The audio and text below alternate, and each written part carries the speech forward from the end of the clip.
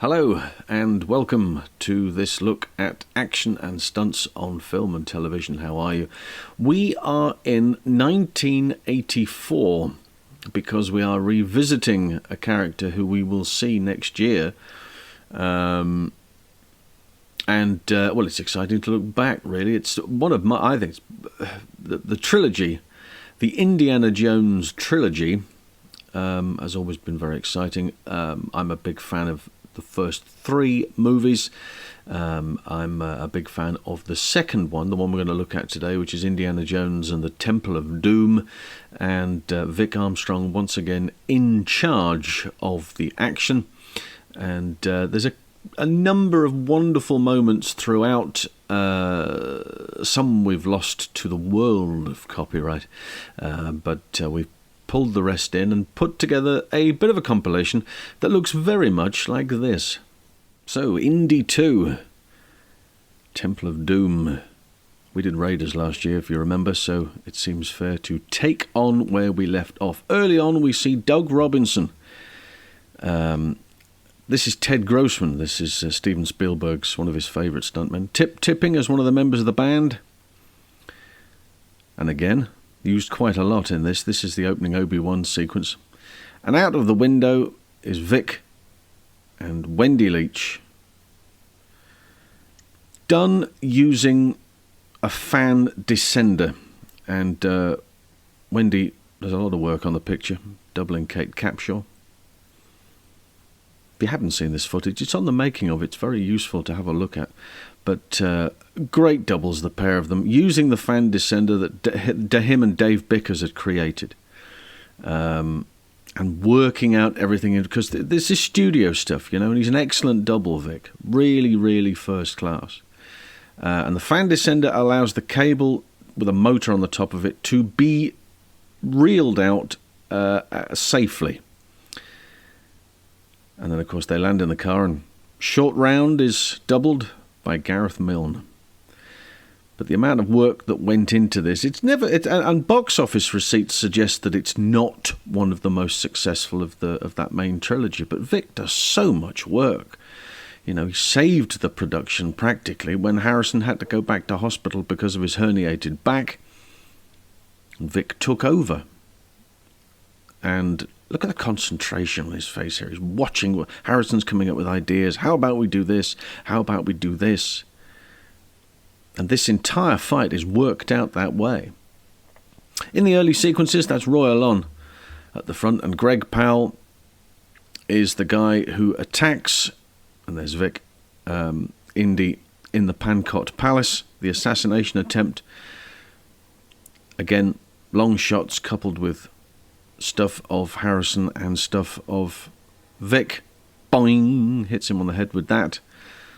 That's Vic again. And very agile, Greg. Very agile. For a big guy, you know, he'll say it himself.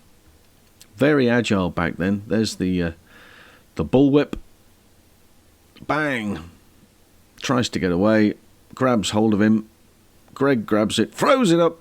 And it ends up in the fan, and oh dear, no, that's quite a way to go. Shorty's expression says it all. Oik. Inside the mine, as Short Round is trying to get away, he is pursued by one of the thuggies, who is Bronco McLaughlin. This particular shot, Shorty is doubled by Roy Alon as they come across the roof. He grabs the rope, and this is the shot from the studio. Bang! And Bronco goes off into the mattresses. There's a wire. See the wire across the middle of the shot here? It's attached to the back of the stuntman. A cable pulling him across Terry Forrestal, then slides across the floor like that. Simple ideas. And again, Gareth Milne. This is all sorted out in the studio. This is studio sets. Very, very practical set. You know, it allows... Ooh, Tip again doing his thing. He's everywhere in this picture. Harrison doing his best he can, but this is all Vic. Vic, right across there, gets to the other side. Camera, look, there, in close-up. So this is during that sequence where he's saving that production. Look at him. Looks fantastic. And normally a production like that, if the star went away, it would be closed. But no, kept it going, kept everything working. Here's the thuggies here. Dickie Beer is the stuntman here. Dutch stuntman.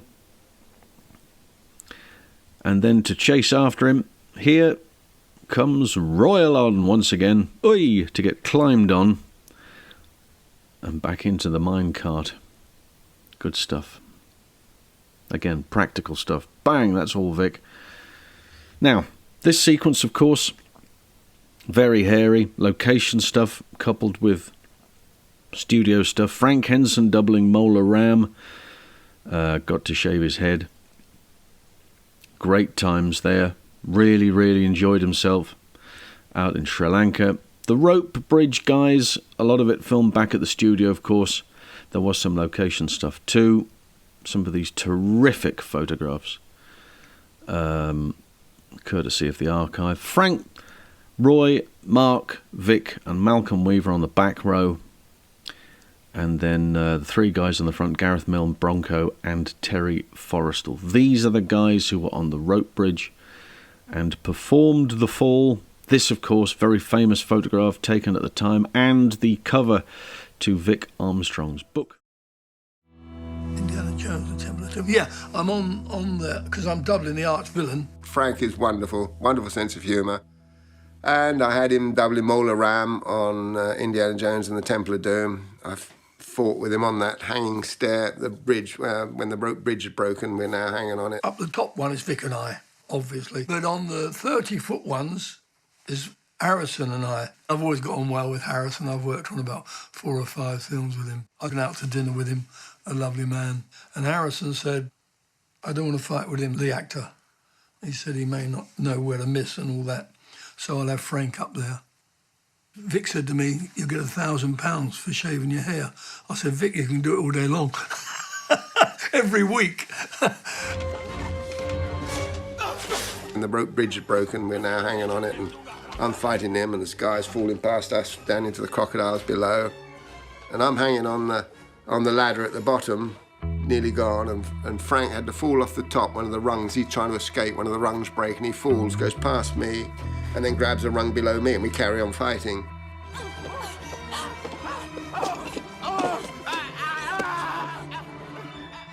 Like an idiot,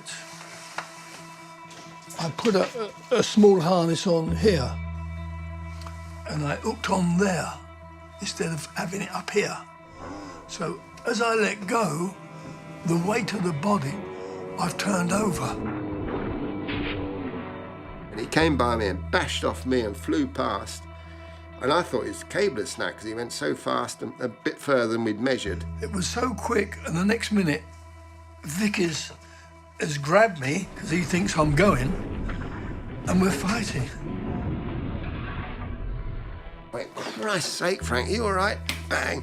Christ, I thought we'd lost you there. Bang, and he kicks me in the nuts, and I bash him on the head. I think, to be honest, Vic was more relieved than me that I'd stopped. And it was so funny, I was worried to death about him and punching the shit out of him at the same time.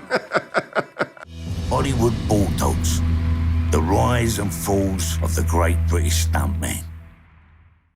The man in the hat has returned, and he will return next year for more of the same in Indy 5, or whatever they've called it. I can't remember.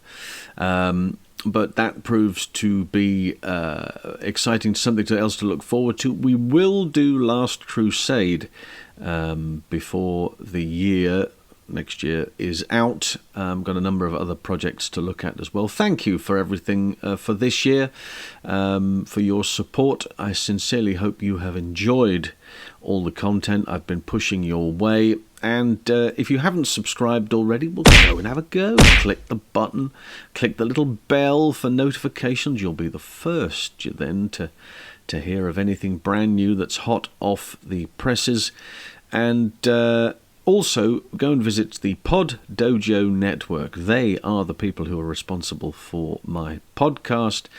And, well, it only leaves me to wish you and your families all the very best for a prosperous 2023. And until next time, bye for now.